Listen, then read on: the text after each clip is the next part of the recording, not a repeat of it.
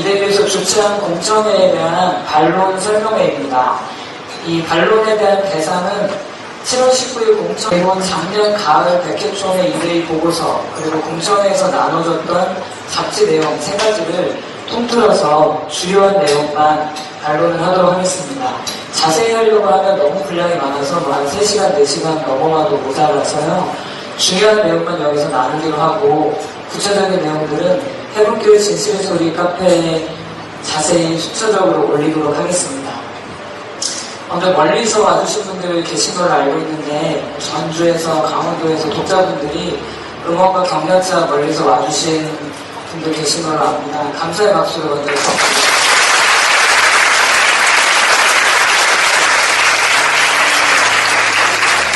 현재 스카이프로 지금 미국에서 신학 도와준 목사님이 같이 화상으로 참여하고 있고요. 그리고 해븐교회 성도들과 또 교단 관계자들이나 관심 있는 분들 와주셔서 감사를 드립니다. 1부에서는 저서 사상에 대해서 주로 나누도록 하겠고요. 2부에 가면 이 저서 사상의 열매가 어떻게 삶에 맺어졌는가, 정원목사 개인의 삶과 그리고 해븐교회 성도들, 독자들의 삶에 대해서 간단히 나누도록 하겠습니다. 설명회를 해서 보통 뭔가 이제 딱딱한 분위기를 생각하시고 지루하실까봐 일부러 이런 파티하우스를 빌렸습니다. 여러분 축제같이 생각하시고, 특히 독자분들은 정원 목사님 저서 사랑하시는데 모일 기회가 없어서 많이 아쉬우셨을 거예요. 뒤에 이후에 간식도 있고 즐거운 시간이 되시면 좋겠습니다.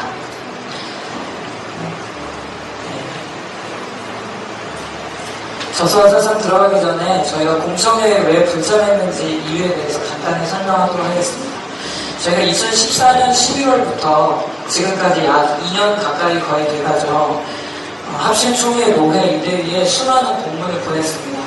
공문 분량을 따지자면은 공문들이죠. 지금 864페이지 가량의 공문을 이미 교단에 발송을 했습니다. 2년 내에. 그에 대한 응답으로 교단에서 온 공문이 딱 한 장, 서신 딱 한 페이지가 왔어요. 이 한 페이지의 서신이 그나마 이 많은 공문들에 대한 적당한 응답이었다면 저희가 공청회에 참여를 했을 것입니다. 그러나 전혀 정당하지 않았을 뿐 아니라 거짓이 있었기 때문에 어차피 공청회에 가도 정당한 토론이 이루어지지 않겠구나 생각을 하고 공청회 참석을 포기했습니다. 이 한 장 서신에 온 내용이 뭔지만 같이 나눠보겠는데요. 이 864페이지 공문에 대해서는 진실의 소리 카페에 부분적으로 공개를 했습니다. 공문 목록인데요. 1번부터 쭉 처음에 보낸 것이 타명서였고 그 이후 내용들이 올라가고 있죠. 자세한 내용은 카페를 참조하시면 되고요. 반복된 내용도 있고 보냈는데 사유 없이 반송된 것도 있고 그래서 저희가 재차 보낸 것까지 합해서 864페이지입니다. 이거 잘 안 들으실 것 같아요. 합신에서 온 한 장의 공문 내용을 한번 같이 읽어보겠습니다. 첫 번째는 나중에 얘기하고 그래서 밑에서부터 올라가겠습니다. 공청회에서 다룰 저서에 관한 신학적 자료는 백회총회 보고한 자료를 참조하시기 바랍니다. 8페이지짜리 보고서인데 저희가 설명회 전에 영상 띄웠던 보고서고 여기에는 본인이 그냥 단정적으로 이러이러하기 때문에 문제가 있다 이렇게 했을 뿐이지 정당한 신학적 자료가 없는 내용들입니다. 그래서 이 4번 내용은 저희가 생각하기에 2번부터 갔나 보죠? 문제가 있다고 생각이 됐고 2번에서는 원래 백회총회에서 정원 목사님 저서에 대한 1차 보고를 했다고 되어 있는데 저희가 교단 관계자분들하고 만나서 얘기를 나눠봤어요. 그랬더니 정원 목사님 저서에 대해서도 전혀 모르시고 참여별로 금지가 됐다는 걸 아는 분들 거의 없으신 거예요. 어떻게 됐나 굉장히 궁금했는데 최근 아름아름해서 알게 된 내용에 따르면 아마 거의 다른 문제 때문에 논의가 분분하다가 정원 목사님 내용은 뒤로 미뤄지고 어쩌면 그냥 다뤄지지 않기로 거의 마지막 날까지 미뤄졌다가 마지막에 그 이대위원들 중심으로 남아있을 때 갑작스럽게 통과가 됐다고 들었습니다. 제가 직접 참여해서 확인해보지는 않았지만 만약에 이게 사실이라면 왜 교단분들이 그렇게 이 사실을 몰랐는가 저희가 궁금히 여겼던 거에 대한 답이 될 것 같습니다. 사기총회 2차 보고를 하기로 하고 공청회를 진행하기로 했는데 그 사이에 목사님 소천하셨죠. 작년 11월에 소천하셨습니다. 별세에서 소명할 수 없기 때문에 저희가 공청회를 원치 않는다. 집답을 할 수가 없다. 우리 저자가 아니기 때문에 연구를 해야 된다. 그러므로 서면 토론을 원한다. 이렇게 말씀을 드렸는데 그에 대해서는 아무 응답이 없었습니다. 그리고 만약에 공청회를 한다면 지금 법적 절차를 진행하고 있기 때문에 허위 제보 문제를 해결하고 그 다음에 시각적 문제로 들어가야 하지 않나 해서 법적 절차 끝난 이후로 공청회를 미뤄줬으면 하고 부탁을 드렸어요. 거기에 대해서도 아무 응답 없이 일방적으로 공청회를 강행했습니다. 제가 8월 8일에 최종 고소인 진술을 마쳤어요. 그리고 공청회가 7월 19일날 했기 때문에 제일 바쁠 시간에 공청회가 진행된 것에 대해서 유감을 표합니다. 저희가 참여하지 못한 것을 안타깝게 여긴다고 하셨는데 만약에 정말 참여를 원했다면 저희가 요청한 대로 일정을 밀어주시는 것이 옳지 않나 싶습니다.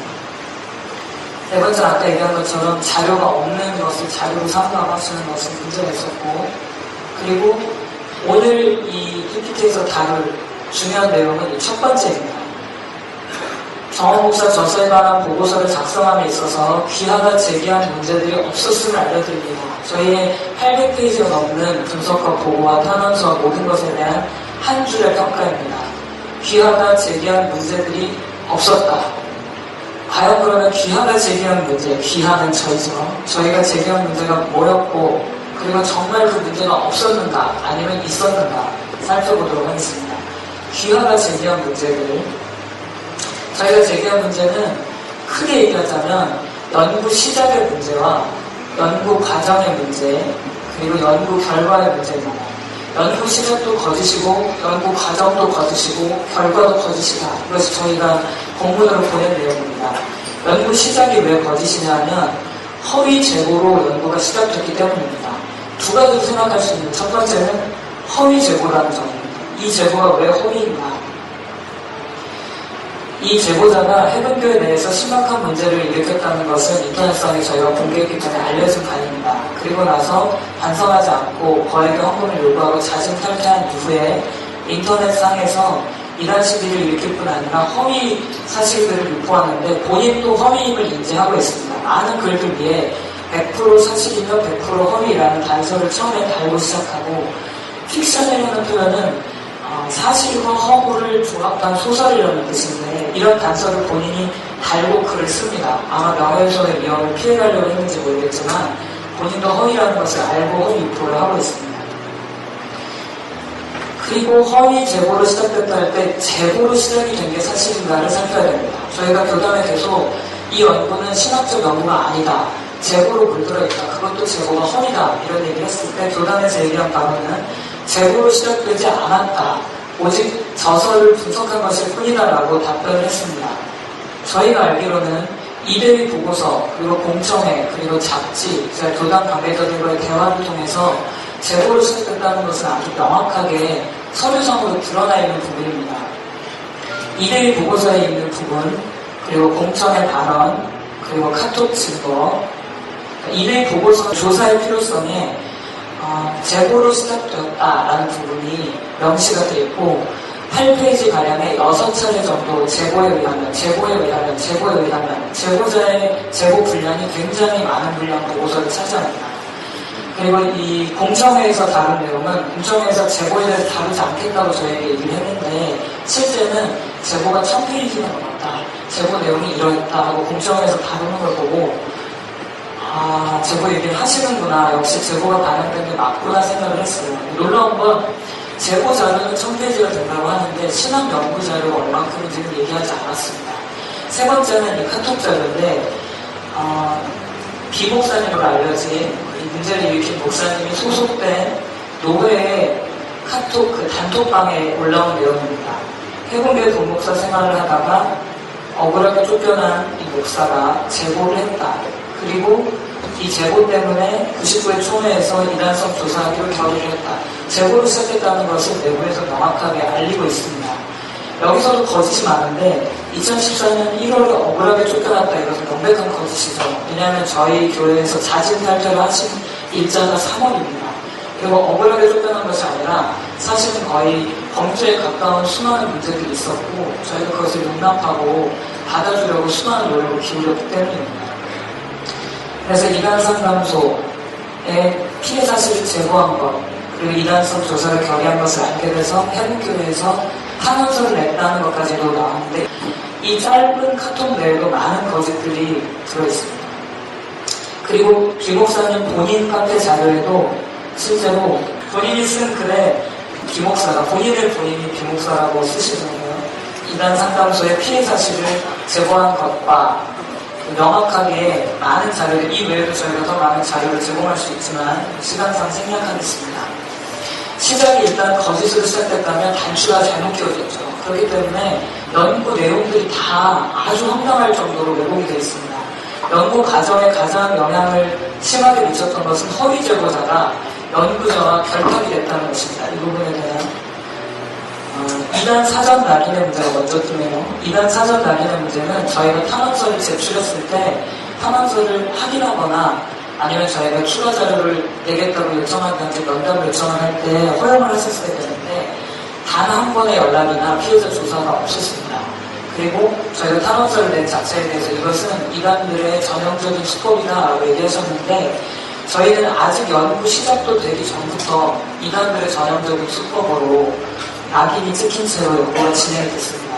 그래서 이미 결론이 내려져 있었기 때문에 연구 전에 이단이 됐기 때문에 이 모든 내용이 이단 낙인에 대한 결과로 맞춰지도록 왜곡이 되는 것을 이따가 보여드리긴 하겠습니다. 저희가 연구 과정 문제에 대해서 요청한 것이 어떤 것이었냐면 허위 제보자의 도덕성을 재조사해달라 하는 것이었습니다. 도덕성 문제에 대해서 재조사해달라는 요청을 교단에 한 이유는 저희가 법적인 절차로 가기를 원치 않았기 때문입니다. 가급적이면 세상 법에 의지하지 않고 교단 내에서 처리해주기를 바랬고 그리고 교회 내에는 번지 분명히 기입되어 있습니다.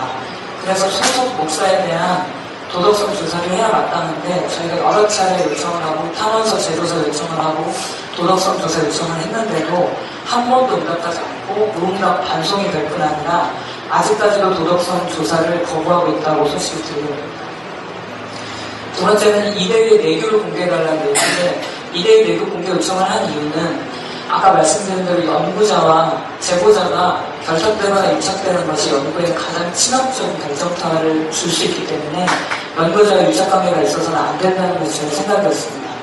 사적인 자리에서 이 목사님이 대표로 취임하시는 취임식에 같이 참여할 정도로 개인적인 친분이 있었다는 걸 알 수 있고 그 외에도 같은 단체 간사로 현재 일하고 계신 것을 볼 때 연구자 유착 문제가 심각합니다. 이것도 저희가 공문을 여러 번 요청을 하고 사실 확인을 부탁을 드렸는데 그 외에 독해력 부족, 신학적 자질 부족, 논증 요락, 왜곡 이런 문제에 대해서는 이후에 다루도록 하겠습니다. 이것도 저희가 공문으로 지적한 부분입니다.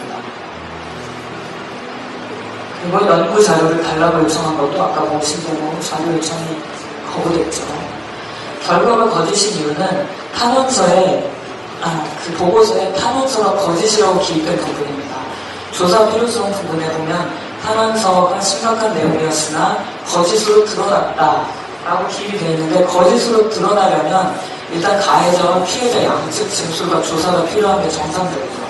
그러면 가해자만 조사를 하고 그 입장만 듣고 피해자는 한마디도 듣지 않은 채로 거짓으로 드러났다 한다는 것은 허위 기입입니다. 그래서 저희가 탄원서 재조사해달라는 요청도 공문으로 보냈지만 이것도 거부됐습니다. 연구 결과에 저수한 사상에 대한 허위 결론 부분도 이후에 다루도록 하겠습니다. 연구 과정, 방금 전에 얘기한 연구 과정이 거짓이다, 연구 결론이 거짓이다, 이 두 가지를 이제 다뤄야 되는데요. 연구 과정이 거짓이다라는 부분에 부주의한 연구, 그리고 이해력 부족, 그리고 의도적인지 아닌지는 모르겠지만 왜곡한 부분, 그리고 신학적으로 본인이 이해도가 부족했는지 의도적인지 모르지만 신학적인 오류들입니다. 부주의한 연구는 공천의 내용을 기준으로 할 때 두 번만 읽고 이단인 줄을 알았다라고 얘기하시는 부분에서 저는 사실은 좀 놀랐습니다. 47권이 지금 발행되었고 3번은 절판을 저희가 해서 44권이 남아있는데 그 중에 2권만 읽고 이단인 줄을 알 수가 있는가, 저서 중심 사상을 거의 파악하지 않았다는 것을 보여줍니다. 책 제목도 이 2권 중에 책 제목 한 권은 정확한 제목을 모르시고 여러 차례 제목을 실수하십니다. 실제 원래 제목은 의식을 깨어남을 사모하라인데 영적 깨달음을 사모하라라고 하셨다가 영의 깨어남을 사모하라라고 하셨다가 계속 제목을 실수하십니다. 정말 진실하게 연구했으면 제목을 잊어버릴 수는 없죠. 그리고 책 전체 권수를 정확히 파악을 못하셔서 40몇 권인가 50여 권인가 저술하신 걸로 압니다. 이렇게 얘기하셨는데 정확하게로는 47권입니다. 교회 이름을 잘못 하셔서 크리스찬 해물교회라고 언급하시는 내용을 제가 들었습니다. 적어도 교회 이름을 정확히 파악하셔야 됩니다. 그리고 인용한 내용의 각주가 저희가 꼼꼼히 다 각주 하나 살펴봤습니다. 각주 내용이 아예 없거나 아니면 틀리거나 본문 텍스트를 바꿔놓거나 왜곡한 내용들이 많이 있습니다. 그리고 판매 부수에 대해서 저희 출판사에서 아직 집계한 바가 없는데 50만 부 정도 팔렸다라고 확인 없이 얘기를 하셨는데 이 외에도 이데이 보고서에도 이것이 정말 사실이라면 큰일입니다. 이런 내용이 보고서에 기입됩니다. 보고서에는 사실 확인이 안 된 것은 기입을 안 해야 됩니다. 사실이라면 큰일이다. 아니면 아직 확인은 안 했지만 이 정도일 것이다. 이런 내용은 부주의한 연구 자세를 보여줍니다. 정원 목사님 안수민 학력에 대한 의혹적인데 이것은 2부에서 제가 자료를 보여드리도록 하겠습니다. 그 외에도 의도적으로 모독을 한다든지 저서에 정상적으로 기입된 내용을 약간 비꼬아서 비아냥거리는 방식으로 얘기를 해서 비효심을 일으킨다든지 이런 부분이 연구 자세로서는 그리 적합치 않은 자세라고 느꼈습니다. 다음은 이해력 부족인데요. 이건 이해력 부족일지 아니면은 의도적으로 몰아가시는 건지 제가 확인해보지 않아서 모르겠습니다. 그렇지만 저서의 중요한 부분인데 이해가 안 된다. 쭉 어떤 부분을 읽으신 다음에 이해가 안 됩니다. 한참 읽으신 다음에 판단 알아서 하십시오. 아니면 이데이 보고서에도 이런 내용이 이해가 안 되고 난상적이다 이렇게 표현을 하셨는데 사실 이 내용은 아주 쉬운 내용이고 그리고 시각적으로 검증이 끝난 내용들이고 저희가 어린아이들한테 물어봐도 그 책 내용을 보여준다면 이해되니? 그러면 다 이해된다고 하는 내용입니다. 왜 이것이 이해가 안 됐는지 일단 살펴보겠습니다. 그날 나눠주신 잡지 내용에서 이 잡지에도 나타나고 사실 이데이 보고서에도 나타나는 내용이고 당일 공청회에도 비슷하게 있지만 성령의 내주하심과 성령의 나타나심에 대해서 혼돈을 겪으시는 부분을 많이 봤습니다. 정원 목사님 책에 보면 성령이 내주하신다 이거에 대해서 명확하게 기인을 하고 있고 그리고 성령이 내주하시는 성령이 나타나신다 그 나타나심과 내주하심은 다르다 이렇게 설명하고 있습니다. 우리는 성령을 새로 받는 것이 아니라 이미 내주하시는 성령의 역사가 밖으로 나타나는 것이다. 그리고 주의 영이 거하시지만 풍성하고 충만하게 성령의 충만을 받아야 된다 이런 내용들이 나옵니다. 이 내용이 이상한 내용이거나 이해가 안 되는 내용이 아닌데 앞에서는 내주했다고 하고 그 다음에는 또 나타났다 안 나타났다 하면서 인재 개념을 혼란하게 적어놓았다라고 말씀하셨는데 그렇지 않습니다. 이것은 일반적인 성경적인 개념이죠. 정원 목사님 저서 중에 어떤 분을 인용하면서 이분의 가르침 중에 성령의 이중사역에 대해서 내용을 설명해 주시고 외적인 충만함, 아까 얘기한 나타남, 그리고 내적인 충만함, 내주하심 이 두 가지에 대해서 설명을 해놓고 어떤 목사님을 여기다가 이름을 넣었죠. 성령의 두 가지 사역이 있다. 만약에 이것이 이들이 주장하는 것처럼 혼합적인 개념이고 난상적이고 하나님의 임재를 이중적으로 주장하고 있는 것이라면 그렇다면 백천석 신부님의 주장도 뭔가 이상한 것이 되어버리는 것이죠. 성령의 나타나심은 화산 속에 이미 용암이 있지만 어떤 적절한 시점에 마그마가 팍 폭발하는 것처럼 우리 안에 성령이 내주하시지만 성령의 충만함을 위해서 기도하고 주님께 순종하고 말씀을 따를 때 그때 성령께서 풍성하게 나타나신다는 개념이지 어떤 이상한 다른 개념이 아닙니다. 두 번째는 기도의 균형에 대한 몰이입니다. 이 균형 잡힌 조화로운 설명 이것이 정원 목사님 저서 전체의 특징입니다. 어느 한쪽으로 치우치지 않고 외적인 은사라든지 아니면 너무 내면적으로 간다든지 하지 않고 정확한 균형을 항상 얘기를 하고 계십니다. 그래서 외적 충만에 해당하는 것은 강력한 기도 그리고 내적인 충만은 말씀 묵상과 깊이 있는 하나님과의 교제 이런 쪽으로 저서가 전체적으로 구성이 되어 있는데 이데이 보고서에 나온 내용입니다. 기도 소리를 크게 할 때가 있고 작게 할 때가 있고 강하게 할 때가 있고 약하게 할 때가 있다고 하면서 이것을 비판을 하는데 실제 정원 목사님 저서에는 이 두 측면에 대해서 정확한 원리를 설명하고 있습니다. 내적인 기도 그리고 바깥쪽에 뜨겁고 강렬한 기도 이것이 균형과 조화를 이루어야 된다. 기도의 균형과 조화가 필요하다. 이 내용을 원리적으로 정확히 설명해 왔기 때문에 누가 읽어도 이때는 이렇게 하면 되겠구나 이럴 때 이렇게 하면 되겠구나 다 이해를 할 수 있어요. 이거에 대해서 어떻게 비판을 하셨냐면 어떨 땐 크게 하라고 그러고 어떨 땐 작게 하라고 그래서 결국은 정원 목사의 말이 정답이 되어버린다. 이게 정원 목사가 교주라는 증거다. 이런 식으로 몰아갑니다. 하지만 원리가 아주 명확하게 기입된 내용에 대해서 이해가 안 된다고 하는 것은 옳은 자세다. 그리고 성경적으로 명확하게 나와 있는 내용을 조금 편리한 단어로 옮긴다거나 표현을 약간 바꿨지만 동일한 내용인 경우인데 이건 이해가 안 된다, 들어본 적이 없다 이런 언급을 하시는 경우가 많아요. 성경적 내용 중에 이해가 어렵다 하시는 부분 영의 각성, 이해가 안 된다, 도나 불교의 해탈이나 힌두교의 차크라나 이런 거다라고 설명을 하셨는데요. 영적 각성이 기독교에서 사용하지 않는 언어인가? 영의 각성에 대해서 시편 57편에는 내 영혼아 깨어나라 세 번역입니다. 시편 108편에 내 영혼아 깨어나라 골로새서에 감사함으로 깨어있으라 깨어있으라 깨어있으라 영으로 깨어있기를 계속 강조하는 구절들이 많이 있습니다. 그 다음에 영혼의 성장과 발전에 대해서 문제 제기를 하시면서 소요리 문답에 사람의 제일 되는 목적은 하나님을 영화롭게 하고 영원토록 즐거워하는 것이다 인데 정원 목사는 이거랑 다르게 영혼의 발전이 사람의 목적이라고 했다. 소요리 문답과 다르다라고 말씀하셔서 과연 다른지 요한복음 17장 4절에는 하나님을 영화롭게 하는 것은 하나님이 맡기신 일을 이루는 것으로 표현을 해놓으셨고 문제는 주님의 음성입니다에 나오는 인생의 목적은 영혼의 발전입니다 라는 본문에 주님께 순종하고 그분의 소유가 되고 동행하면서 모든 삶을 나누는 것 이것이 영혼의 성장이다 라고 설명해 봤습니다.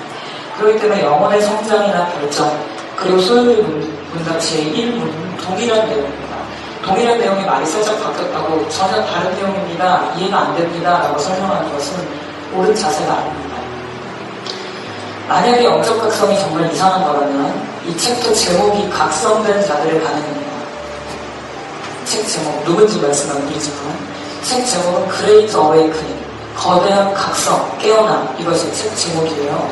그리고 그 내의 내용은 사람들이 나타나는 눈물이 홍수처럼 흘러내리고 큰 소리로 울고 큰 소리를 지르고 이런 현상들을 묘사하면서 영혼의 기쁨과 즐거움, 하나님의 최고의 탁월성에 대한 경탄 이런 내용이 쭉 기입이 되어 있어요. 이게 만약에 이데이의 주장을 근거로 한다면 영혼의 각성은 힌두교나 불교의 승려들이 가르치는 것과 정확하게 일치한다, 해탈이다, 뉴에이지다, 화물경이다 라고 하겠지만 이 저서를 지은 분은 조나단 에드워즈입니다. 이 책 놀라운 부흥과 핵심 이야기 혹은 최근에 나온 부흥론을 참조하시면 이런 내용들이 많은 페이지에 기입이 되어 있습니다. 또 하나 퀴즈. 이거는 이 영혼의 깨어남에 대해서 얘기하면서 강하게 부르짖는 기도 이런 것을 아주 이상한 것으로 몰아가셨는데 실제로 폭포수 소리 같이 기도의 파도 소리 같은 성령의 은혜를 사모하는 간절한 영혼과 이 나라와 정치, 사회, 종교에 대한 이 절박함, 미기에 대한 절박함을 표현했던 이 기도의 현장도 그렇다면 이상하게 되겠죠. 막 울부짖고 이러니까. 그러나 사실 이것은 1907년 평양대공운동에 대한 묘사입니다. 한국교회 부르짖는 기도는 대부분 평양대공운동으로부터 기인됐다는 평가가 지배적입니다. 그리고 저희가 저희 교회에서 기도하고 있는 모습은 이런 것과 크게 다르지는 않습니다. 영국 가정의 문제에서 첫 번째는 이해력 부족에 대해서 말씀을 드렸습니다. 두 번째는 신학적인 문제인데 신학적 문제를 두 가지로 나눠봤어요. 한 가지는 신학적인 자질에 대한 의혹. 그러니까 저희가 보기에는 이걸 이렇게 해석했다는 자체가 이분이 약간 신학적인 이해가 깊지 않구나라는 느낌을 주는 부분입니다. 한 챕터랑 다음 챕터는 보편적으로 이 부분에 대해서 기독교인들이 이단성이 있다라고 결론 내리지 않았는데 논증 없이 그냥 이건 이단성이 있다라고 몰아가는 부분입니다. 신학적 자질에서는 인간론 문제, 정원 목사님 저서 인간론 먼저 보겠습니다. 우리는 하나님의 형상으로 지음받았다. 우리의 진짜 모습은 거룩함에 대한 열망, 하나님에 대한 사모함이다.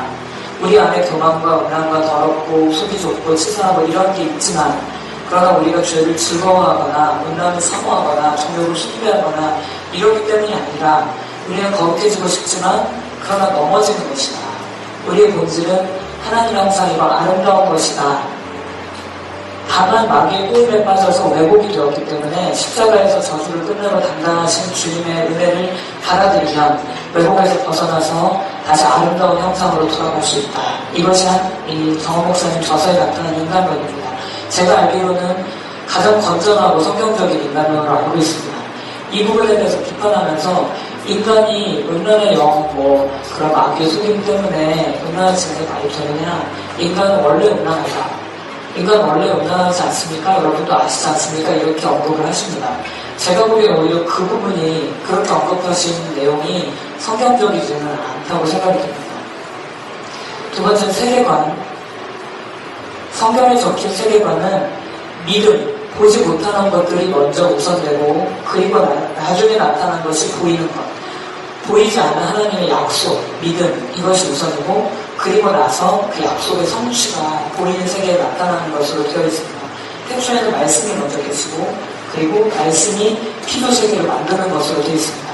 그렇기 때문에 보이지 않는 것이 우선이고 보이는 것은 나중이라는 게 정상적인 사고방식인데 공성에서 비판하시면서 환경이 먼저지 어떻게 생각이나 이런 게 먼저일 수가 있느냐. 환경은 우리가 태어날 때도 그냥 타고난 건데 환경은 환경이지 이렇게 얘기를 하셨는데 그렇지 않습니다. 성경이 얘기하는 것은 보이는 환경보다 보이지 않는 믿음이 먼저라고 얘기하고 있습니다. 그것이 정원 목사님 저서에서 자주 언급하는 부분입니다. 그 다음에 신문인데요. 신문은 좀 어렵지만 그냥 여기 참석한 분 중에 이해하시는 분 이해하실 것 같아서 간단히 넘어가겠습니다. 공천의 발제자이신 박 목사님 얘기하신 말씀으로는 유다와 다말에 대한 얘기 언급하시면서 성부 하나님과 성자 하나님을 동일한 분으로 얘기하면서 양태론적인 삼위일체다 이렇게 몰아가셨는데 이 본문은 그런 내용을 언급한 신학적인 그 텍스트가 아닙니다. 상징적으로 하나님과의 관계를 설명해 준 것이죠. 만약에 이것이 문제가 있다면 요 밑에 이는 너를 지으신 자는 내 남편이시라. 그는 구속자이시다. 만약 그렇다면 남편이고 구속자니까 이 성경 말씀이 양태론으로 몰아갈 수도 있겠죠. 그러나 그렇지 않습니다. 만약에 양태론이 아닌 것을 확증하려면 삼위 하나님에 대한 언급이 명확하게 있으면 이건 양태론이 아니라는 증거인데 정원 목사님 저서를 보도록 하겠습니다. 지금 이 공간에 임하시는 주님의 나오는 분들 그 앞부분에는 하나님에 대해서 제1위에 대해서 설명하고 그 다음에 제2위로 넘어와서 예수님에 대해 설명하고 그분은 사대성인이나 그런 분이 아니라 그분은 하나님이시다. 육체를 입고 오셨다. 그리고 제3위에 대해서 얘기하고 1위, 2위, 3위 이 3위에 대해서 명확하게 설명하는 긴 텍스트가 있습니다. 이 내용은 양태론을 주장한다고 도저히 볼 수가 없는 내용이죠. 이 텍스트를 그냥 지나치셨거나 아니면 의도적으로 왜곡하셨거나 둘 중에 하나입니다. 인간론은 공청회에서 다룬 건 아니고 잡지 기자분이 다루신 내용인데 이 부분은 저희가 카페에 자세히 설명했기 때문에 복잡한 부분이니까 간단히 넘어가겠습니다. 인간론에서 보통 이원론으로 몰아가서 육체랑 영혼이 같이 다른 존재인 것처럼 해서 영지주의로 몰아가는 경우가 많이 있는데 정원 목사님 저서에는 영혼과 육체로 한 존재로 구성되어 있고 그리고 물질을 악하게 보거나 육체를 악하게 보지 않고 몸은 영혼의 표현으로 보기 때문에 아주 건전하고 아주 깔끔한 성경적인 인간론입니다. 이것을 이원론으로 볼 수가 없어요. 이건 이분설이라고 볼 수 있겠죠. 이분설을 이원론으로 착각한다는 것은 신학적인 오류거나 아니면 이해 부족이거나 둘 중에 하나일 것입니다.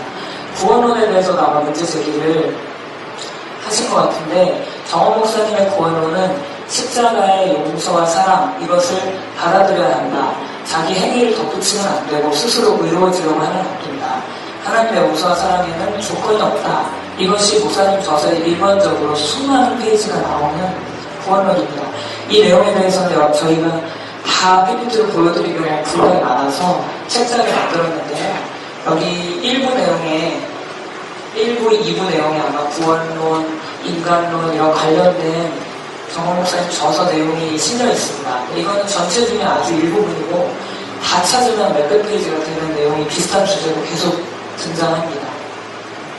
성화론도 어떻게 하면 행위구원으로 몰아가 볼까 이런 의도가 좀 많이 보였어요. 왜냐하면 끼워 맞출 수 없는 내용들을 많이 끼워 맞추셔서. 그렇지만 성화론에 대해서도 명확합니다. 물질 자체나 몸 자체를 부정적으로 여겨서 뭔가 고행을 한다든지 수행을 하는 이런 식으로 몰아갈 수가 없어요. 왜냐하면 물질이나 육체를 부정적으로 생각한 구절이 없기 때문입니다. 그리고 성화가 인간의 노력으로 이루어지지 않고 은혜와 안식으로 이루어진다. 이것은 저서에 너무나 많이 강조된 내용이기 때문에 더 말할 필요가 없겠죠. 이런 인간론, 신론, 기독론, 구원론, 이 신학적인 건전성에 대해서 저서에서 핵심 구절만 찾은 내용이 550페이지 정도 됩니다. 저희가 다 보여드리거나 실을 수가 없습니다. 그 다음은 신학적으로 직접적인 문제가 있다고 볼 수는 없지만 논증이 누락된 부분인데 이런 것도 여러 주제가 있는데 오늘 한 개만 다뤄보겠습니다. 귀신이 성도 안에 들어오는 것이 비성경적이다. 그러므로 이단이다. 이렇게 결론을 내리셨어요. 보고서나 공청회에서. 방송에도 이건 좀 나왔습니다. 그렇지만 실제로 복음주의 진영 전체에서 합식은 어떤지 제가 정확히 모르겠습니다만 복음주의 진영 전 세계적인 복음주의자들의 의견은 아직 일치되지 않았습니다. 아주 활발한 논쟁이 일어나고 있어요. 과연 거듭난 성도 안에 악한 영이 들어올 수 있는가 아닌가, 들어온다는 의미는 뭔가, 막 이렇게 여러 가지 논쟁이 진행되고 있고 이것은 이단적이다라고 결정이 난 적이 없습니다. 그래서 저희가 이 부분을 신학적인 논증을 요한다, 논증을 보내달라고 부탁을 드렸는데 논증이 없었죠. 성도 안에 들어올 수 있다라는 근거는 임상적으로는 많은 선교사들을 보거나 직접 경험한 사람들의 설문조사, 임상학적인 증거나 여러 가지로 증거가 있습니다. 그렇지만 경험적이다라고 한다면 역사적인 증거로는 초대교회 사도시대 이후에 지속적으로 많은 문서들에서 귀신이 성도에게 들어올 수 있다. 그리고 성도가 귀신을 대적해야 된다. 회심자 교육 이후에 죽기 사역이 있어야 된다. 세례를 행할 때도 죽기의식이 있어야 된다. 이 문서들 너무 많습니다. 저희가 이걸 다 정리할 수가 없어서 지금 이 주제, 귀신이 과연 거듭난 성도 안에 들어올 수 있는가 주제는 소논문으로 하나 정리를 했습니다. 필요하신 분들이니까 복사본을 가져오실 수가 있겠습니다. 성서적 고찰로 드러나는 가정명, 과연 이런 언급이 성경에 있는가? 한 가지 결론을 내리기 위해서는 아까 말한 대로 임상적인 자료, 그리고 시각적인, 역사적인 연구, 그리고 성서적인 연구, 신학적인 연구, 이 네 가지가 다 조합이 이루어야 한 결론이 납니다. 성서적인 고찰을 볼 때는 베드로가 이르되 아나니아야 어찌하여 사단이 내 마음에 가득하여 라고 표현을 했어요. 아나니아가 거듭난 성도인가 아닌가, 여기에 물론 이론이 있을 수도 있겠지만 일반적으로 아나니아는 초대교회에 거듭난 성도였습니다. 그리고 여기에서 실족하고 넘어진 다음에 만약에 이 사람이 거듭난 성도가 아니었다면 믿지 않는 사람들을 두려워할지라도 믿는 사람들은 안 두려워했을 텐데 아나니아 사건 이후에 믿는 성도들도 굉장히 두려움과 경외심에 사로잡힌 것을 볼 때 믿는 성도들에게 일어날 수 있는 현상이라는 것입니다. 사단이 내 마음에 가득하여, 언어로 보면은 플레로, 가득하다, 채우다, 사단이 내 마음에 가득히 채울 수 있다는 것인데 이 구절은 성령의 충만함을 받으라, 이 동일한 언어, 가득하다, 충만하다, 채우다 같은 단어를 사용했습니다. 성령이 채우는 방식과 동일한 비슷한 방식으로 악한 영의 영향력이 채울 수가 있다. 그것도 거듭난 성도에게 가능하다라는 것을 성경이 일단 보여주고 있습니다. 이것은 다만 거듭남이 취소된다기보다는 외부에서 마음 안으로, 외부에서 안으로 채워 들어가는 것을 의미하는 용어입니다. 비슷한 구절이 또 있죠. 죄가 너희 죽을 몸을 지배하지 못하게 하여. 몸은 소마라는 한 공간, 몸이라는 공간을 의미하고 지배한다라는 것은 그 공간을 통치하고 다스리고 점유하는 걸 의미합니다. 그래서 몸을 점유할 수 있다. 다만 영향력을 행사하는 것이지 중심까지 차지하는 것은 아니라는 것을 유추할 수 있겠죠. 성서적인 고찰. 이 이슈는 그래서 현재 복음주의권에서 활발하게 논의가 되고 있고 아주 저명한 학자들 중에 이것을 찬성하는 사람들이 많이 있습니다. 현대 학자들은 좀 잘 모르실 테니까 옛날 사람으로 치면 루터라든지 아니면은 마테오 리드존스라든지 저서에 보면 비슷한 내용들, 대적기도가 필요하다 이런 내용들을 언급을 하고 있어요. 그리고 신학적인 합의가 이루어지지 않았는데 비성경적이다라고 논증 없이 단정을 내려버린 다음에 그러니까 이단이다 이렇게 몰아가는 것은 옳은 자세가 아닙니다. 그리고 들어올 수 없다라고 주장을 한 다음에 많은 임상 경험과 신학적인 연구를 통해서 수정하는 사람들도 많이 나타나고 있습니다.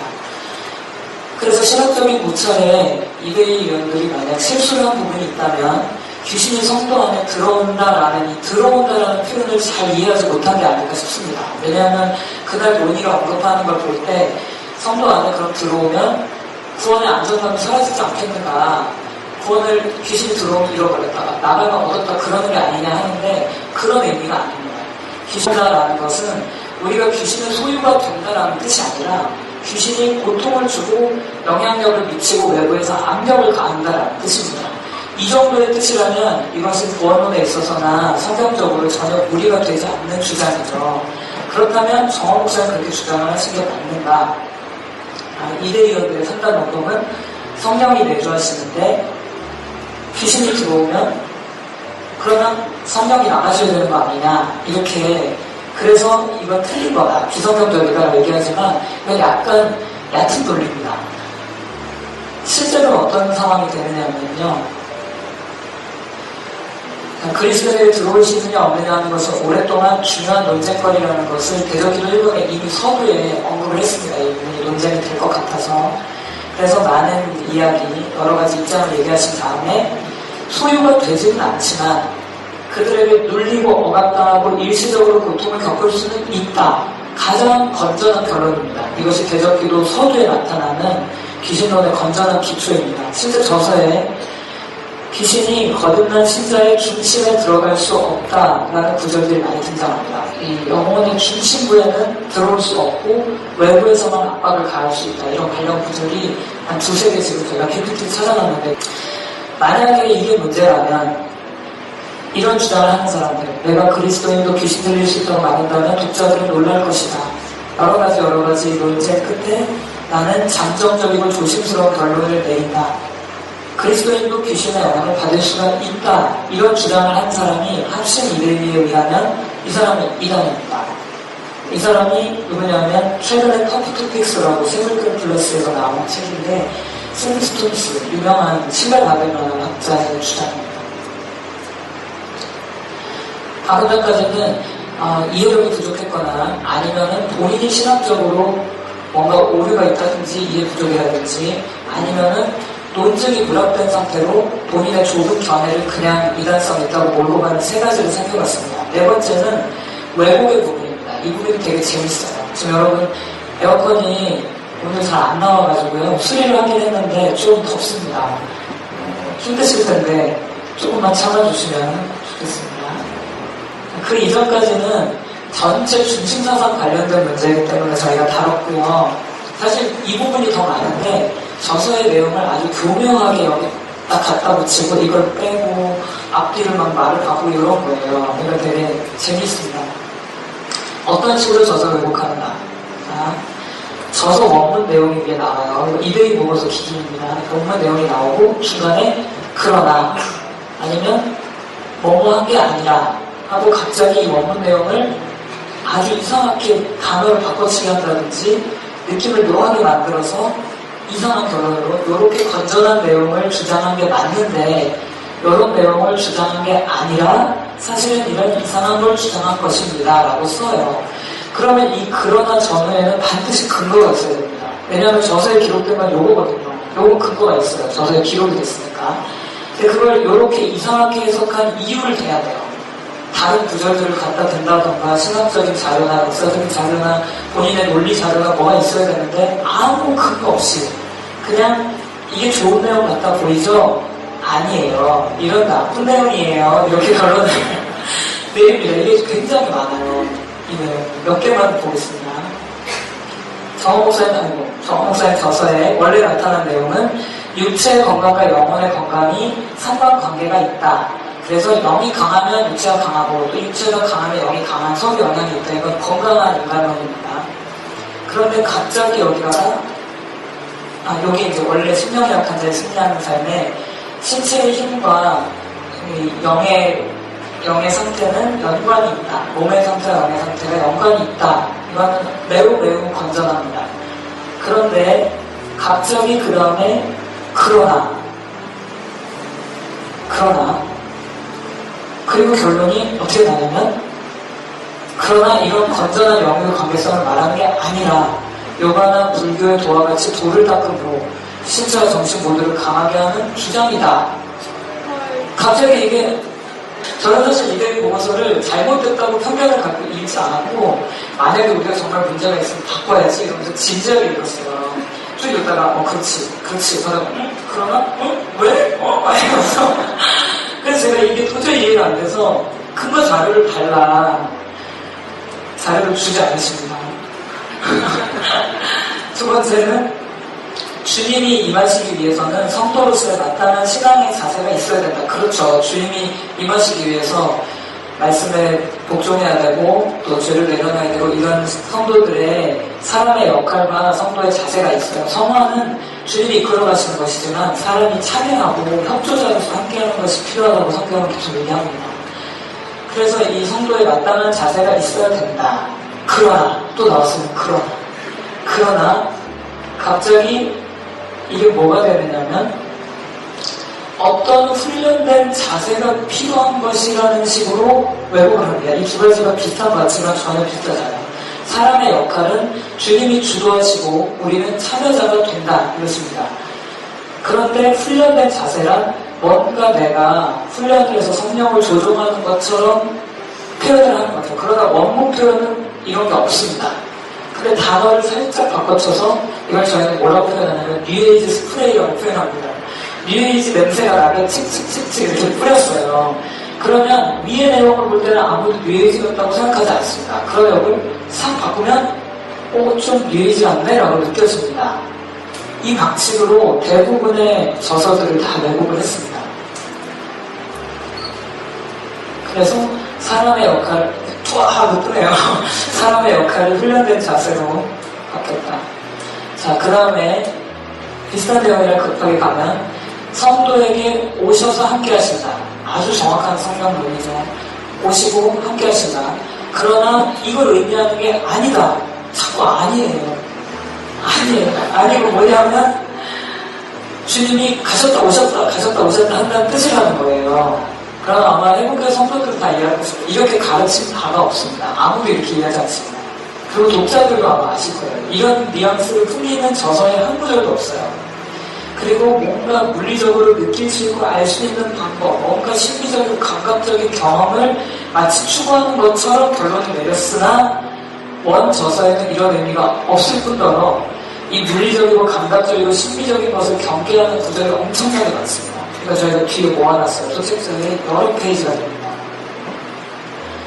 그런데 이 임재가 마치 가심과 오심, 이렇게 주님이 왔다 갔다 하실 수 있고 구원을 이룰 수 있는 것처럼 잘못 가르치는 것처럼 자의적으로 단어를 추가했다는 것입니다. 자, 그래서 오셔서 함께 하심을 의미하지 않고 이것도 비슷해서 빨리 넣어보겠습니다. 오셔서 함께 하심이 아니라 만지시고 느끼시고 이걸 자꾸 집어넣어요. 왜냐하면 뉴에이지나 신진주의 특징이 감각적인 문제 추구를 하는 것입니다. 근데 저희는 제 양심을 그런 건 말하지만 저희가 감각적인 문제를 추구하는 것에서 어떻게 보면 제일 좀 멀리 있다고 볼 수 있습니다. 이런 걸 많이 경계해요. 그래서 이 결론에 굉장히 황당해서 제가 알 수 없어 나는 꼭 자료를 받아봐야 되겠어 라고 생각했습니다. 이건 재밌는 걸 하나 넣었습니다. 여기 잡지에 나온 건데 음식을 지나치게 즐기면 영의 기쁨을 방해하게 됩니다. 이건 경험해본 분들은 아시죠? 많이 먹으면 기도에 좀 부담이 됩니다.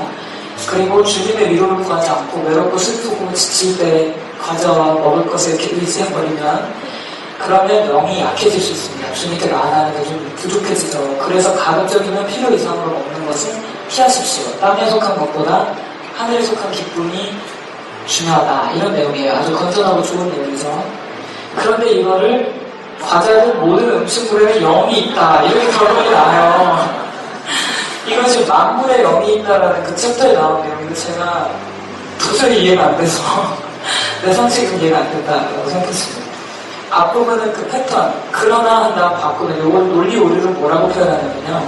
허수아비 공격의 오류라고 합니다. 이 원래 사람을 공격해야 되는데 이 원래 사람이 아니라 요상한 허수아비 하나 만들어 놓고 나빠 이렇게 공격을 한다는 거예요. 그러니까 그러나 이후에 저서가 이상하게 간직이 됐고 이걸 막 비난을 합니다. 만약에 이거 허수아비라면 저도 비난할 것 같아요. 좀 이상해요. 그렇지만 원래는 그게 아니라는 거죠. 이게 교묘한 논리 오류입니다. 두 번째는 짜깁기인데 저서에 이만큼 부분이 있는데 중요한 논지는 다 빼먹고 아닌 것만 살짝 뽑는 겁니다. 자, 보여드릴게요. 우리는 어떤 때는 하나님께 가까이 나아가야 되고 어떤 때는 마귀를 대적해야 됩니다. 이 두 가지는 다른 것입니다. 실제로 성경 구절에도 마귀를 대적하라. 그럼 너희를 피하리라. 하나님께 가까이 하라. 그럼 가까이 하시리라. 그건 성경 구절 그대로입니다. 그리고 어떤 때 하나님께 나아가는 기도를 드려야 하는데 어떤 때는 아무리 회개하고 반성하고 기도해도 이 눌림이 해결이 안 될 때가 있다. 그럴 때는 분별해서 마귀를 무너뜨리는 기도를 해야 된다라는 내용입니다. 건전한 귀신론입니다. 지극히 건전합니다. 이 일부분 어떤 때는 회개가 소용이 없었습니다. 기도하는 것도 소용이 없어서 그래서 악한 형들에게 대적하는 기도를 했다는 이 내용을 어떤 때는 이런 거 다 빼고 그냥 회개가 소용이 없고 주님께 기도하는 것도 소용이 없다. 그래서 우리가 기도는 소용이 없다고 말한다. 무조건 다 대적하라고 말한다라고 결론을 내렸어요. 그래서 질병이나 모든 문제, 부정적인 현상들을 다 귀신을 쫓으라고 말한다라고 얘기를 결론 내렸는데 전혀 저서와 아무 상관이 없습니다. 저서는 매우 균형적으로. 저서 원문 대부분을 생략한 채 몇 줄만 뽑아서 거기서 중요 단어들을 또 빼고 아주 이상한 기도로 몰아가는 것이 이 반대 결론을 도출하는 방식입니다. 여기에는 인용 구절 페이지 수도 없고 중간에 한 4페이지 분량을 생략을 하고 단어를 바꾸고 의미를 바꿨습니다. 이렇게 하면 성격도 이상하게 몰아갈 수 있어요. 자, 만약에 앞의 내용이 이상한 것이라면 더러운 영들에게 직접 명령하기를 기대하신다. 예수 이름으로 명하노니 두려워하라. 여기서 떠나 다시는 돌아오지 말지어다. 이 내용이 기록된 이 중간에 여러 논리가 있어요. 그리고 성경 구절도 있고 균형 잡힌 여러 설명이 있지만 이것만 딱 떼다가 직접 귀신 대적하는 것은 비성경적인 주장이다. 이렇게 결론을 내린다면 이걸 주장한 웨인 불벤, 조직신학에서 아주 웨인 불벤도 문제가 있다고 봐야 되겠죠. 대적기도 이상하게 몰아가기 위한 여러 시도가 있었습니다. 첫 번째는 다 기도를 필요 없고 모든 건 다 대적만 해라 이렇게 왜곡을 했고 두 번째는 질병의 원인을 귀신으로 지각한다. 이런 식으로 몰아갔어요. 실제는 어떤가? 실제는 모든 병들이 악한 병 때문에 생기는 것으로 생각하지 않습니다. 자연적인 원인, 영적인 원인도 있습니다. 배가 아프면 나쁜 걸 먹어서 아픈 경우도 있고 굶어서 아픈 경우도 있고 식중독 때문에 있는 경우도 있고 많은 경우가 있다. 그 다음에 관련 구절이 여기 많이 있습니다. 질병의 근원은 다양하다 가지고 한 제가 두세 페이지, 세네 페이지 모을 수 있는데 이거 외에도 더 많습니다. 여기 궁금하시겠습니다. 그 다음에 죄의 책임. 잘못된 균형을 잃어버린 대적기도를 만들기 위해서 죄의 책임을 무조건 귀신에게 돌린다. 인간은 책임이 없다. 이건 나쁜 사상이죠. 정말 그런 걸 주장했는가, 정원 목사님이. 우리가 마귀에게 속았다고 해도 책임은 우리에게 있습니다. 인간의 조상이 마귀에게 속았지만 벌이 면제되지 않습니다. 항상 책임이 있고 우리는 인간이 그걸 인정하고 책임을 져야 됩니다. 이것이 목사님의 주장이에요. 이런 구절도 여러 구절이 있습니다. 근데 이걸 갑자기 아무 근거 없이 모든 책임을 귀신에게 돌린다라고 설명을 했어요. 이건 잘못된 겁니다. 그 다음에 대적기도를 몰아가는 또 다른 방법은 세계관. 하나님과 마귀가 마치 대립하는 관계인 것처럼 이원론적인 세계관을 주장하는 것처럼 얘기했습니다. 실제 그런가? 그리고 신앙의 목적이 마치 마귀를 멸하는 귀신 쫓는 거에만 목적이 있는 것처럼 얘기를 했는데 실제 목사님 저서에는 신앙은 주님을 아는 것이지 마귀를 쫓아내는 것이 목적이 아니다. 어떤 이는 하나님이 인간을 창조하신 것은 마귀를 진멸하기 위한 것이라 하는데 그런 가치관과 사고방식에는 문제가 있다. 하나님이 인간을 사랑하시고 도지하기 위한 것이지 인간은 기계를 여기는 그런 가치관, 사고방식은 옳지 않다라고 명확하게 대적기도 사본 결론에 기입이 되어 있어요. 근데 이 반대를 무시하고 반대 결론을 냅니다. 이건 논리 오류로 반증 무시의 오류라고 합니다. 반대 증거가 엄청나게 많은데 다 무시해 버리는 거예요. 그리고 본인은 반대 결론을 내리는데 증거는 없어요. 이것이 반증 무시이고 이 방식도 외국에 많이 사용됐습니다. 이런 여러 가지 방식을 통해서 건전한 저서를 이렇게 저렇게 다 왜곡을 시킨 결과 어떤 결론이 내려졌는가. 대전기도 아까 말씀드린 대로 건전한 세계관, 건전한 죄 책임에 대한 문제, 질병의 문제 모든 게 건전합니다. 중심서상을 요약해보자면 대전기도는 그 자체가 목적이 아니라 주님을 아는 것이고 경험하는 것이고 주님께 가까이 나아가는 것이 목적이고 그 방해인 마귀를 제거하는 것이 뿐이다. 이것이 대전기도 전편에 수없이 많은 구절이 증거하는 내용입니다. 대표 구절 하나만 지금 여기 넣었는데 이 외에도 많은 구절들이 있습니다. 그리고 대전기도에서 나머지 공격한 게 뭐냐면 어떻게 생각을 통해서 악한 영이 들어올 수 있느냐. 그리고 더러운 영, 무슨 영 하는 것은 이상한 사상이다. 이런 내용이에요. 퀴즈를 이번에 넘어가겠습니다. 사단이나 아니면 사단 친구들이 있잖아요. 그의 친구들이 만들어낸 감정, 이런 악한 생각들을 마음속에 사단이 넣어준다. 자, 이 주장이 이래의 방식으로 비판한다면 잘못된 신앙이에요. 그러나 찰스 스폴전의 승리가 보장된 싸움에 기인된 내용입니다. 그리고 이런 영, 저런 영, 그런 게 모두 다 나쁜 것이라면 분노의 영, 절망이나 좌절의 영, 두려움의 영, 여기서 떠나 다시 돌아오지 말지어다. 이런 내용도 무슨 영 이렇게 해서 이단 사상 베낀 거다 라고 하겠지만 이 내용은 아까 말씀드린 웨이브로 된 책에서 인용한 내용입니다. 어떤 건전한 책이든지 일부만 딱 까다가 반대 증거는 다 무시하고 다 짱있게 하면 이상한 사상이 될 수 있다는 얘기죠. 호흡기도를 이상한 사상이라고 건드리는 내용 중에 대표적인 건 두 주제입니다. 호흡기도 자체의 원래 주제는 주님을 갈망하고 사랑하기 위해서 어떻게 하면 온종일 기도를 멈추지 않을 수 있을까? 어떻게 하면 걸으면서, 먹으면서, 사람들과 대화하면서 모든 시간에 그리스도를 의식하고 주님을 경배하고 높일 수 있을까? 이 고민에서 시작된 것이 호흡기도죠. 대표 구절은 이 기도의 중심은 오직 그리스도를 사랑하는 것이다. 그리고 사모함이 있어야 한다. 그리스도를 갈망하는 사람만 이 기도를 드릴 수 있다. 기계적으로 드릴 수 있는 기도가 아니다. 사랑을 통해서 나오는 기도다. 이것이 호흡기도의 중심 주제인데 이것을 두 가지로 몰아왔습니다. 첫 번째는 중언부언입니다.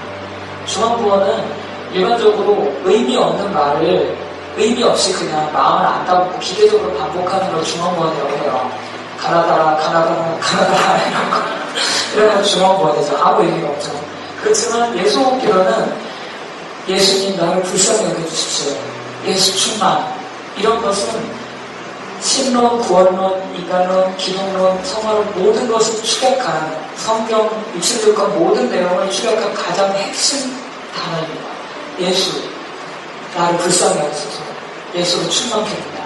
이것을 계속 반복한다는 것이 왜 중언부언이 되는지 저는 사실 잘 이해가 되지 않습니다. 그 단어를 간절함 없이 기계적으로 반복할 수가 있나요? 우리가 예수 이름을 부를 때 기계적으로 가나다라 하듯이 할 수가 있나요? 그 피에 젖은 그 이름을 우리가 간절한 마음으로 어떻게 안 부를 수가 있습니까? 예수 기도에서 그래서 중언부언이란 반복해서 장황하게 늘어놓는 것이다 라고 이미 설명을 했고 그리고 우리가 하는 것은 그런 것이 아니다 라고 얘기를 했어요. 두 번째 몰아가는 것은 관상기도에 대한 부분인데 관상기도는 침묵기도라고도 하고 묵상기도라고도 한다. 조용하고 깊은 기도이지만 이런 기도에는 경고가 필요하다. 위험 요소가 많이 있다라고 이미 저서에 기입이 되어 있습니다. 관상기도는 일치되지 않는다는 얘기예요. 실제로 저희가 시간이 없어서 다 증명하지 못하지만 기독론, 신론, 인간론 같은 중심 사상에 있어서 호흡기도랑 관상기도는 전혀 다른 내용입니다. 그리고 그날 배포한 잡지에도 관상기도의 대가가 얘기하기를 호흡기도는 다르다, 관상기도랑 이렇게 말했다. 그러나 나는 그렇게 생각하지 않는다 이렇게 나와요. 그러나 저는 다르다고 생각합니다. 그러나 두 번 하면 됩니다. 만약에 거룩하다 이걸 반복하는 것도 중언부언이다.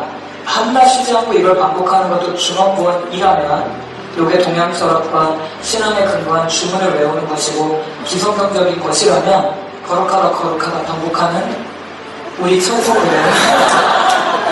우리 천사들이 갑자기 뜬금없이 이간이 들어서 당황스러운 천사의 삶을 살게 되는 것입니다. 네, 지금 호흡기도까지 왔습니다. 그 다음은 문제는 주님의 음성입니다. 이 제목을 보시면 주제가 나와요. 보통은 문제는 해결해야 된다. 문제 해결을 가르칩니다. 그러나 문제는 해결돼야 될 것이 아니라 그 문제를 통해서 주님이 뭔가 가르치시려는 것이 있다. 그것을 배우고 들어야 된다. 이것이 이 저서의 핵심이에요. 문제가 주님의 음성이라는 것입니다. 어떤 분이 책 신청하다가 실수로 주님의 음성에 문제가 있으니까 한번 주세요.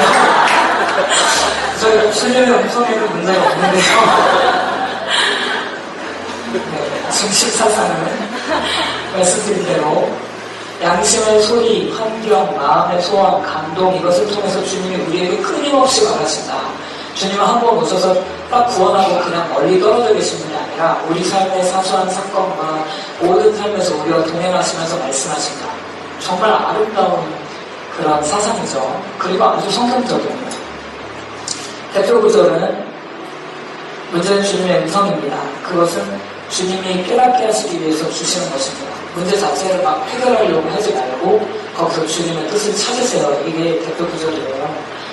이걸 어떻게 몰고 갔냐면 이들이 보고서는 아니고 다른 그날 참석하신 또 다른 분이 인터넷에 기고하신 글에 문제는 주님의 음성입니다를 기복주의로 몰고 가는 내용을 보고 제가 깜짝 놀랐습니다. 그건 도저히 기복주의로 갈 수가 없는 내용들이에요. 그러니까 부분을 따면 얼마든지 할 수 있죠. 자, 사소한 일에서도 주님을 찾는다. 그렇지만 사소한 일에서 주님을 찾는다고 해서 너무 과민하게 모든 것을 영적으로 이렇게 해서는 안 된다는 균형을 위한 구절도 많이 있어요.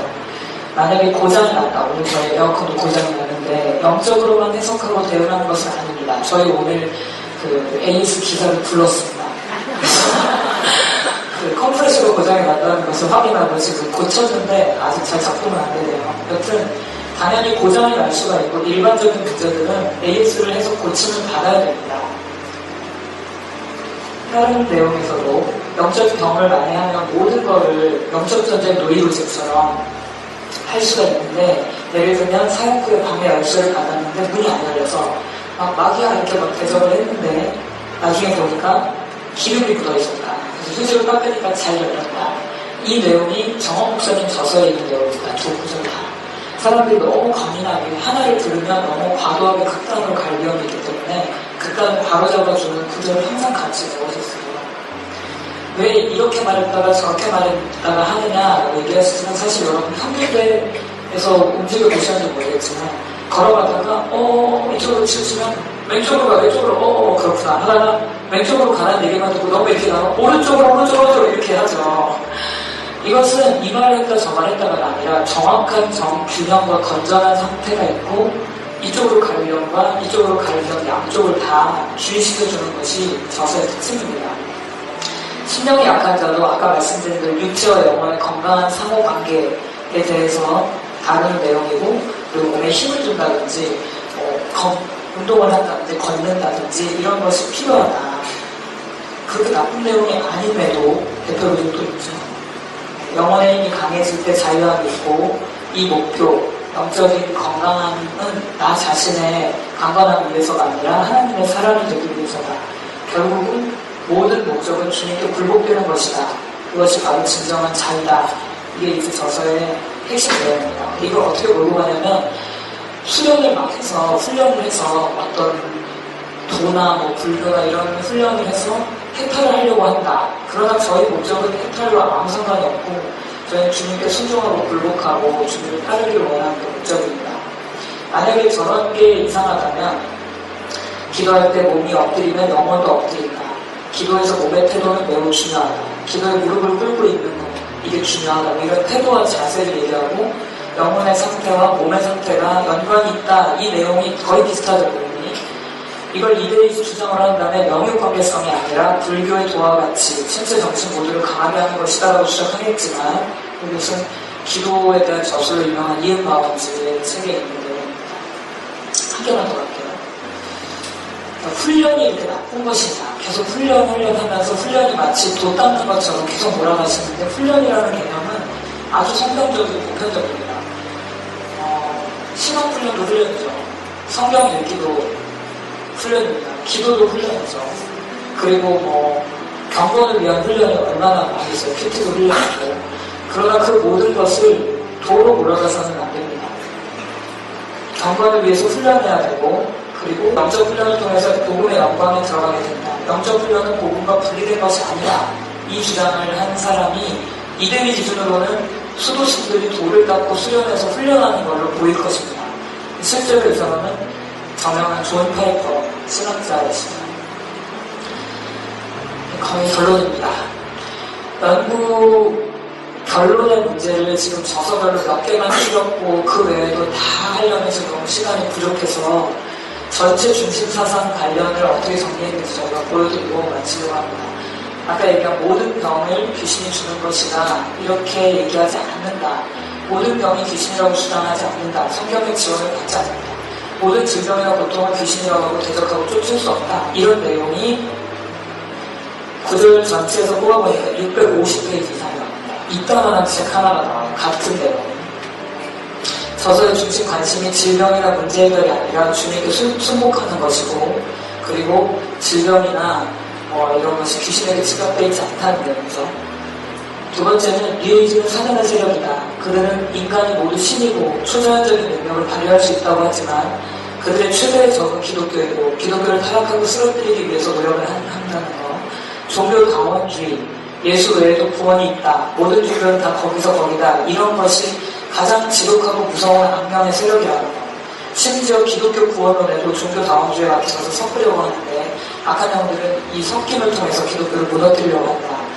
이 뉴에이지에 대한 경계, 신비주의에 대한 경계, 그리고 다원주의적인 요소들을 경계하는 내용, 이거에 대한 인간론, 신론, 기독론, 구원론 반대되는 모든 내용을 찾아본 결과 역시 550페이지 이상입니다. 그리고 훈련의 의미에 대해서 우리가 주님을 마음대로 부릴 수 있는 것이 아니라 우리가 그분의 손에 사로잡혀서 주님이 우리를 마음대로 부리실 수 있도록 한다. 영성 신절을 경험하는 게 제 첫 번째 쓰신 책입니다. 뉴에이지는 힌두교와 불교가 혼합된 정신체계고 각종 신비현상으로 영혼을 빼앗으려고 하지만 신비적인 세계를 소개해주고 신이라고 가르치지만 그러나 신령한 삶이란 신비체험이나 황홀경이나 신비하고 깊은 지식이 아니라 단순하고 아름다운 삶, 그리스도께 굴복하는 삶이다.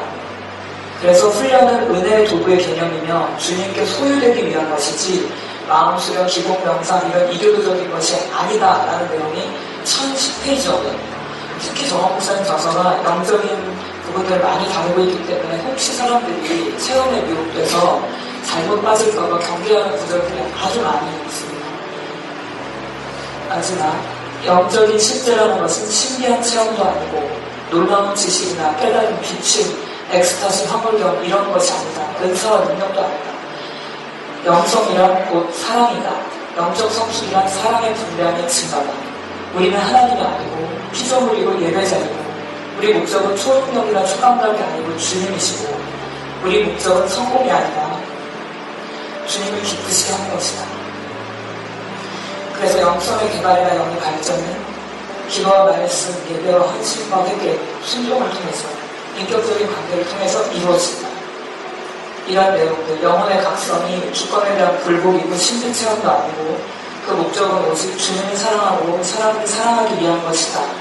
영적 대각성, 영적 각성의 의미는 기독교에 자연스럽게 받아들여지고 있는 주님을 사모하고 더 깊이 따르기 위한 사람들이라면 누구나 사모하는 것이다.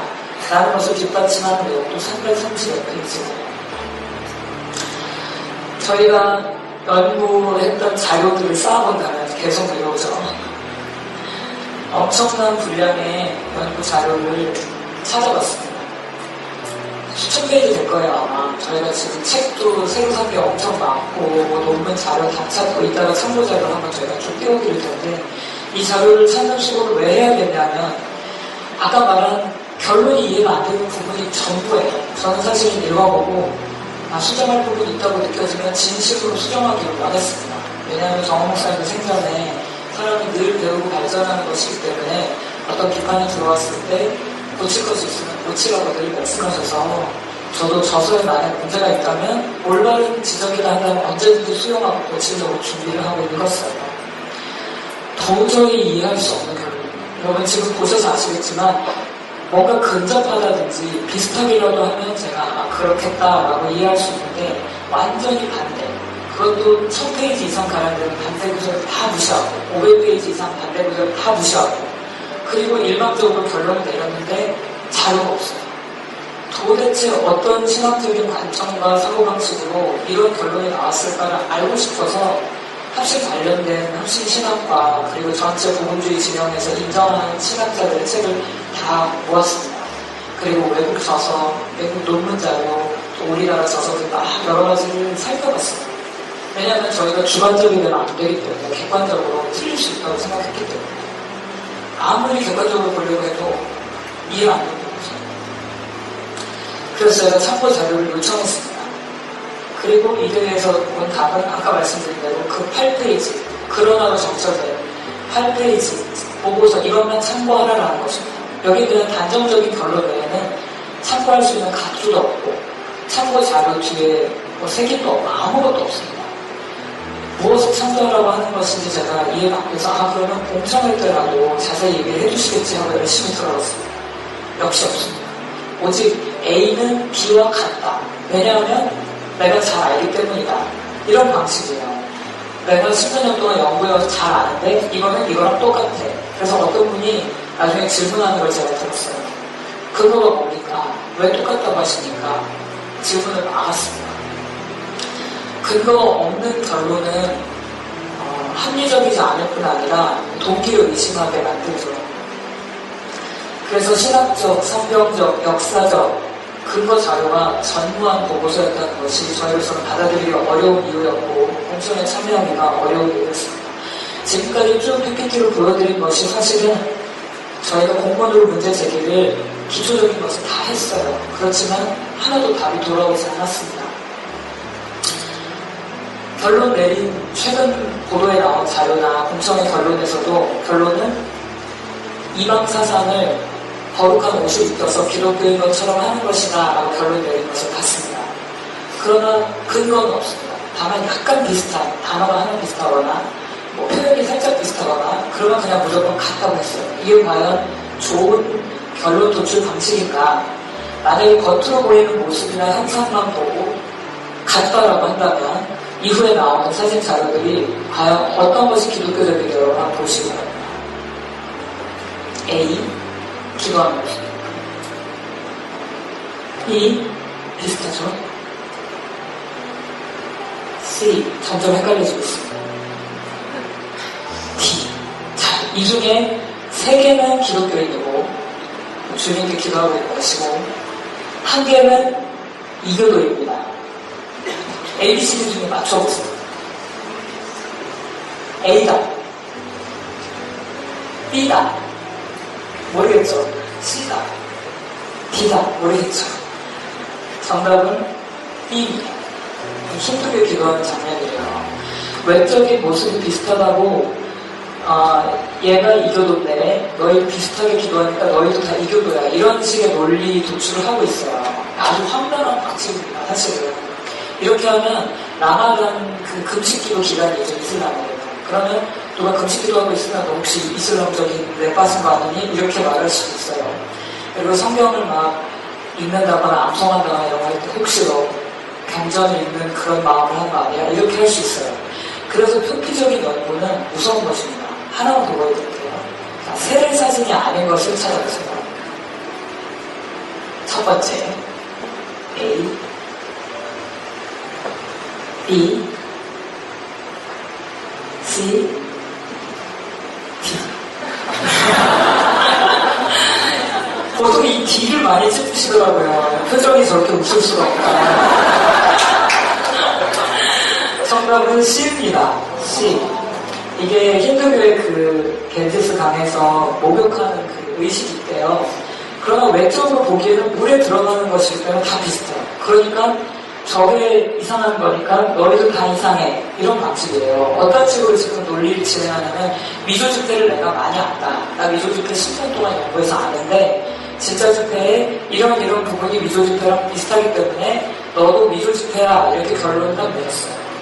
그러나 미조 집회랑 진짜 집회의 정확한 차이점, 기독론, 인간론, 신론, 구원론 이런 부분에서 명확한 차이점을 제시하고 이런 건 비슷하지만 이런 부분이 다르기 때문에 진짜다. 아니면 이런 부분까지 비슷하니까 너도 가짜다. 이런 정도의 깊이 있는 연구가 전혀 진행되지가 않았습니다. 그래서 제가 교단에 보냈어요. 메일을 제가 유정 목사님 보내셨죠. 거기 내용이 뭐였냐면 기독론, 구원론, 신론, 인간론에 문제가 없는데 왜 이것을 이단으로 몰아갑니까? 기독교냐 아니냐를 가릴 수 있는 교리가 있고 교단 간의 차이를 나누는 교리가 있는데 지금 공격하시는 부분은 기독교냐 아니냐를 나누는 이단이냐 아니냐를 나누는 핵심 교리가 아닙니다. 라고 보냈어요. 이레이 보고서를 보고 거기에는 기본적인 신학에 대해서 공격을 하지 못했기 때문에 그걸 보고 아마 그에 대한 답으로 그 잡지, 그날 나눠주신 잡지에는 이원론이라든지 뭐 구원론 이런 걸 공격하려고 애를 쓰신 흔적이 보입니다. 그렇지만 전혀 맞지 않습니다. 중심 사상에 있어서 정원 목사님 저서 빗나간 부분이 없어요. 저희가 그 미국에서 지금 신학 박사과정 하고 있는 분하고 계속 컨택하면서 연구 자료를 주고받고 저서도 계속 토론을 하고 있는데 너무나 건전하다. 지극히 건전하다라는 평가를 받고 있습니다. 신학적인 부분에 있어서는 자신감을 가지셔도 될 것 같습니다라는 평가를 받아요. 그런데 왜 이걸 자꾸 몰아가느냐면 어떤 부분에서 본인이 잘 경험하지 못한 체험이라든지 아니면 교단 간의 약간 신앙 색채 차이 때문에 그 부분을 이상하게 몰아가는 부분이 있어요. 멀리서 사람의 영을 감지할 수 있느냐 이상하다 하는데 저 멀리서 네가 나랑 지금 만나기 한참 전부터 내 심령이 네 상태를 감각했다.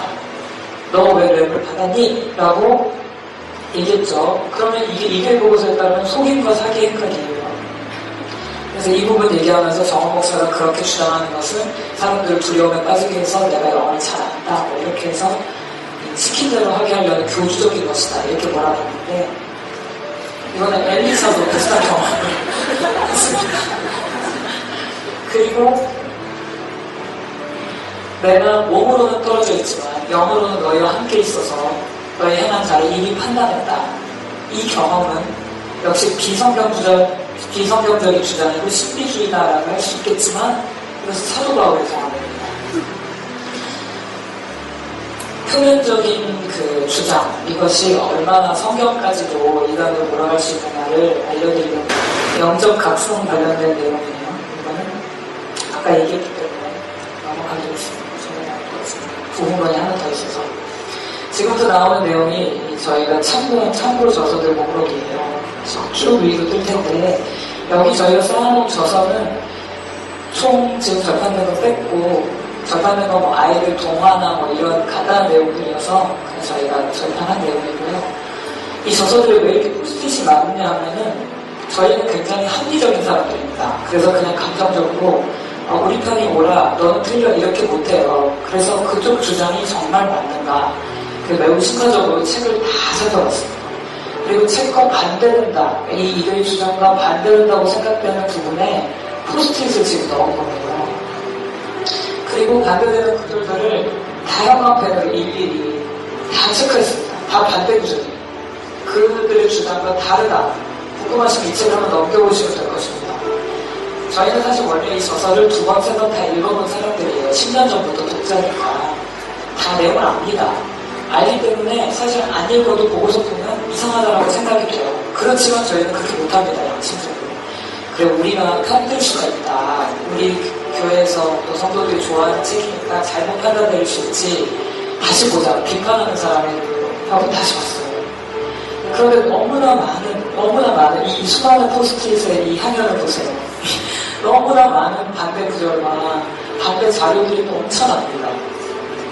그래서 저희가 그래도 이 저서만이 아니라 다른 자료를 참조해보도록 하고 수많은 자료들을 참조하고 외국 자료까지 다 참조하고 외국의 신학 관련자들에게 문의하고 이런 과정을 거쳤습니다. 그래도 저희가 생각할 때는 도저히 이 결론을 용납할 수 없다. 그것이 저희 결론입니다. 제1부 신학 관련된 내용은 이 정도로 마무리하려고 합니다. 여러분이 재밌게 보셨는지 모르겠는데 저희는 딱딱한 진리 자체를 팩트 자체를 설명하는 것보다는 관계성을 참 좋아합니다. 왜냐하면 기독교는 어떤 한계의 종교나 지식의 종교가 아니라 관계, 나를 위해서 죽으시고 피 흘리시고 나를 사랑하신 그리스도와 관계를 맺는 것, 그분의 종이 되는 것, 그분의 소유가 되는 것이 기독교이기 때문입니다.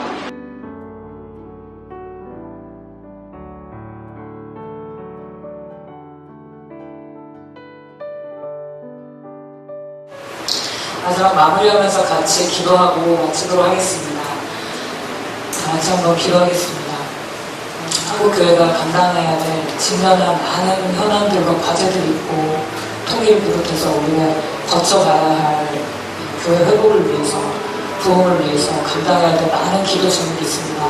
회복교회는 사실은 온종일 나를 위해서 기도하길 원하는 교회인데 이 씨름을 하느라 많은 곡을 나눠지고 소진하고 많은 책을 읽고 대응하느라 기도에 집중하지 못하는 것이 사실 제일 아쉽습니다. 저희 교회가 올바르게 사명을 감당할 수 있도록 또 진리수 사역을 하시는 분들이 더 올바르게 감당할 수 있도록 저희도 돕기를 원하고 또 저희를 도와주셨으면 좋겠고 서로의 언합하고 사랑하는 관계가 되었으면 좋겠습니다.